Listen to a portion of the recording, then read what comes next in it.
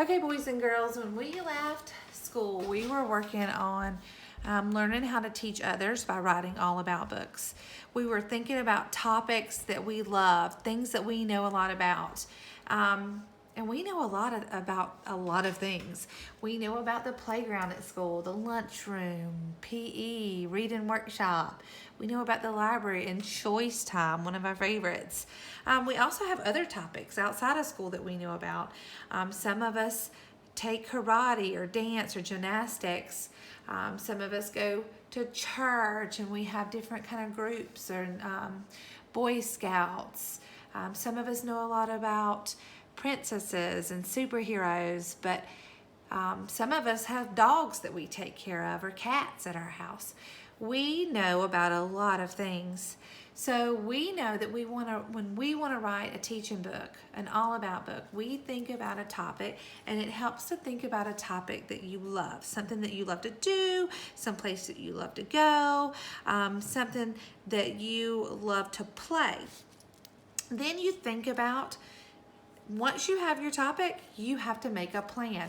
Just like in choice time, when you think about the structure, the building that you want to build, and you go over there and you think about how you want it to look, you kind of draw out the picture and the things you need and how you're going to put it together, and then you go work on it. Well, that's the same kind of thing in writing. We have to plan, and one way to plan is to say it on your fingers. So say all the things that you're going to teach, and then you'll know how many pages that you're going to need, because that's all the things you're going to teach about. It also helps to plan by sketching the picture across the pages.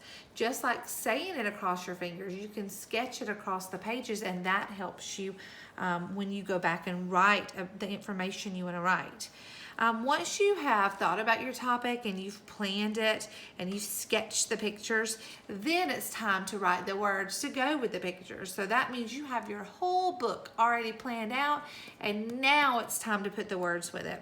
But we kind of have a little bit of problem. At school, we're so used to having paper like this that has the box at the top and it has the lines at the bottom, and we know that we can sketch out our pictures across the pages, and then we come back and we fill in the words to teach about our pictures. But since we don't have this paper at home, we're going to talk about different choices that we can make. Guess what? You can make books out of anything. So I was thinking that some of us may have paper like this because we have older brothers or sisters, or our parents may have this paper, or little notebooks that we may have to sketch in. But this paper is a little tricky because it has little tiny lines, but I'm going to show you how we can make this paper work.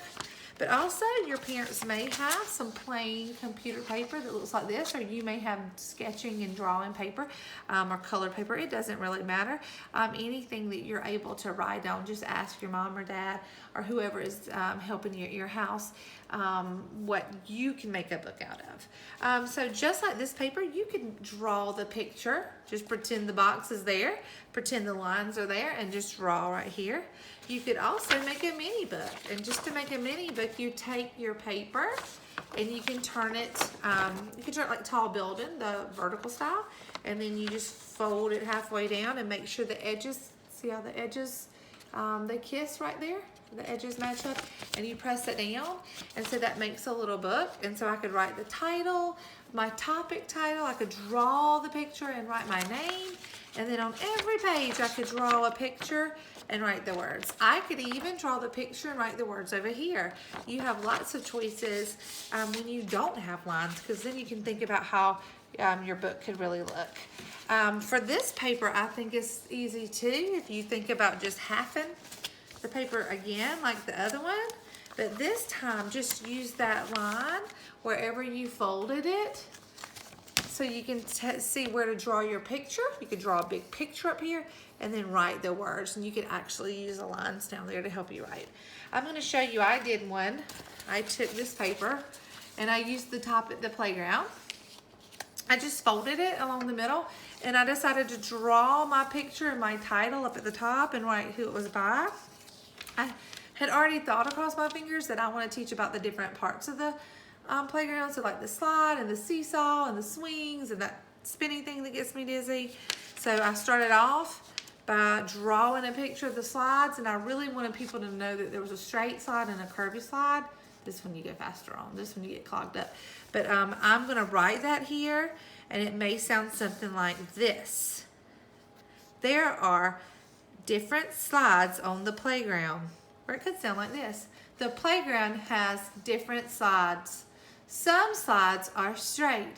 Some slides are curvy. Do you see how that can work?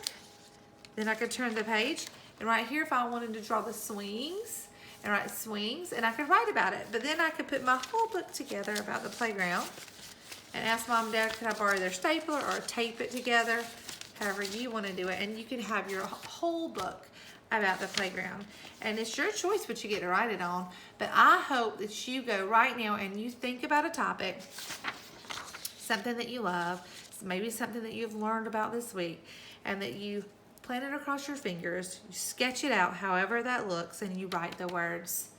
Because it's important to keep practicing spelling and writing and coming up with your ideas. And I would love for you to share those with us. You can send pictures, and you can mail me your books, but I can't wait to see what all you've learned.